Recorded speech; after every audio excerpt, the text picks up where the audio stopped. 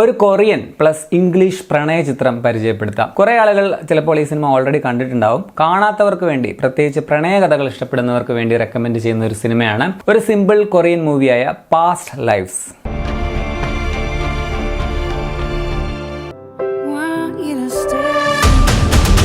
Exact നമ്മുടെ 96 സിനിമയുണ്ടല്ലോ, വിജയ് സേതുപതി തൃഷയുടെ, ആ തരത്തിലുള്ള ഒരു കഥയാണ് ഈ സിനിമയും പറഞ്ഞിരിക്കുന്നത്. 96-ൽ നായകന്റെ വിജയ് സേതുപതിയുടെ പെർസ്പെക്റ്റീവിലാണ് കഥ പറഞ്ഞിരുന്നെങ്കിൽ ഇവിടെ നായികയുടേതാണ് എന്നുള്ളതാണ് വ്യത്യാസം. അതുപോലെ അതിൽ മൂന്നാമത് ആരും ഇല്ലായിരുന്നെങ്കിൽ ഇവിടെ നായികയുടെ ഹസ്ബൻഡ് കൂടി മൂന്നാമത് ഒരു പ്രധാന കഥാപാത്രമായി വരുന്നു എന്നുള്ളത് മറ്റൊരു വ്യത്യാസമാണ്. ഈ മൂന്ന് പ്രധാന ക്യാരക്ടേഴ്സ് ചെയ്തിരിക്കുന്ന താരങ്ങൾ മൂവരും ഗംഭീരമായിട്ട് തന്നെ അഭിനയിച്ചിട്ടുണ്ട്. അതുപോലെ ഇതിന്റെ ക്യാമറ വർക്ക്, പശ്ചാത്തല സംഗീതം എന്നിവയും എടുത്തു തന്നെ പറയണം, മനോഹരമാണ്. നായകൻ ഒരു പാവം ക്യാരക്ടറാണ്. നായിക പറയുന്നുണ്ട് അവൾക്ക് കുറെ കൊറിയൻ ഫ്രണ്ട്സ് ഉണ്ട് എന്ന് വെച്ചാൽ അമേരിക്കൻ കൊറിയൻ ഫ്രണ്ട്സ്, അതായത് അവരൊക്കെ അമേരിക്കൻ കൊറിയൻ ആണ്, ഇവൻ ശരിക്കും കൊറിയൻ ആണ് എന്ന്. ഒരു സാധാരണ ജോലി, ഒരു ചെറിയ വരുമാനം, വളരെ ട്രഡീഷണൽ ആയിട്ടുള്ള, നമ്മൾ ഈ നാട്ടിൻപുറത്തുകാരൻ എന്നൊക്കെ പറയില്ലേ, ആ ടൈപ്പിലുള്ള ഒരു കൊറിയൻ നാട്ടിൻപുറത്തുകാരൻ എന്ന് വേണമെങ്കിൽ പറയാം. പുള്ളി ആദ്യത്തെ പ്രണയത്തെക്കുറിച്ച് എന്നും മനസ്സിൽ ഓർത്തുകൊണ്ട് കഴിയുന്ന ഒരു സാധാരണക്കാരനാണ്. അതുകൊണ്ടാണ് ഞാൻ പറഞ്ഞത് ഒരു പാവം ക്യാരക്ടറാണ് ഇതിലെ നായകൻ. അതേസമയം ഇതിലെ നായിക നൂറ എന്ന കഥാപാത്രം എനിക്ക് തോന്നുന്നു കുറച്ച് സെൽഫിഷ് ആയിട്ടുള്ള ഒരു ക്യാരക്ടർ ആയിട്ടാണ് എനിക്ക് ഫീൽ ചെയ്തത്. പുള്ളിക്കാരിക്ക് കരിയറിനപ്പുറം അല്ലെങ്കിൽ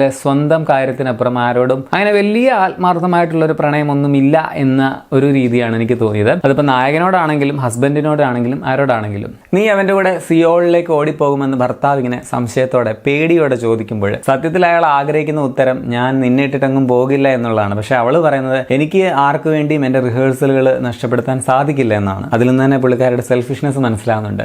അവസാനം അവൾ കരയുന്നത് കണ്ടപ്പോൾ അതുകൊണ്ട് തന്നെ എനിക്ക് അത്രയ്ക്ക് അതൊരു ആത്മാർത്ഥതയൊന്നും അങ്ങനെ ഫീൽ ചെയ്തില്ല. പക്ഷെ ഹസ്ബൻഡ് ചേർത്ത് പിടിച്ചപ്പോൾ അയാളോട് വല്ലാതെ സ്നേഹവും ബഹുമാനവും സങ്കടവും ഒക്കെ തോന്നി. എന്ന് വെച്ചാൽ അവള് മോശമായിട്ടുള്ള ഒരു ക്യാരക്ടർ എന്നല്ല ഞാൻ പറഞ്ഞത്, ഒരു വളരെ പ്രാക്ടിക്കൽ ആയിട്ടുള്ള ഇന്നത്തെ തലമുറയിലെ ഒരു ഇൻഡിപെൻഡന്റ് ആയിട്ടുള്ള ഒരു സ്ത്രീയുടെ അങ്ങനെയുള്ള ഒരു ക്യാരക്ടറായിട്ടാണ് ആ കഥാപാത്രത്തെ അവതരിപ്പിച്ചിരിക്കുന്നത്. സോ മനോഹരമായിട്ടുള്ള ഒരു ത്രികോണ പ്രണയകഥയാണ് ഈ സിനിമ എന്ന് പറയാം. പടം കുറച്ച് സ്ലോ ആണ്, ചിലപ്പോൾ കുറെ ആളുകൾക്ക് ബോറടിച്ചേക്കാം കുറെ ഭാഗങ്ങളിൽ. എങ്കിലും ഇതൊരു ഓഫ് ബീറ്റ് പ്രണയകഥ ഇഷ്ടപ്പെടുന്നവർക്ക് നന്നായിട്ട് ഇഷ്ടപ്പെടുന്ന ഒരു സിനിമയാണ്. നിങ്ങൾ അത്തരത്തിലുള്ള സ്ലോ പേസ്ഡ് ലവ് സ്റ്റോറീസ് ഇഷ്ടപ്പെടുന്ന ഒരാളാണെങ്കിൽ തീർച്ചയായിട്ടും നിങ്ങൾക്ക് എൻജോയ് ചെയ്യാൻ സാധിക്കും. ലയൺസ് ഗേറ്റ് പ്ലേ ആപ്പിലാണ് ഈ സിനിമ സ്ട്രീം ചെയ്യുന്നത്. പടം കണ്ടവരാണെങ്കിൽ നിങ്ങളുടെ അഭിപ്രായം കൂടി കമന്റിൽ രേഖപ്പെടുത്തുമല്ലോ.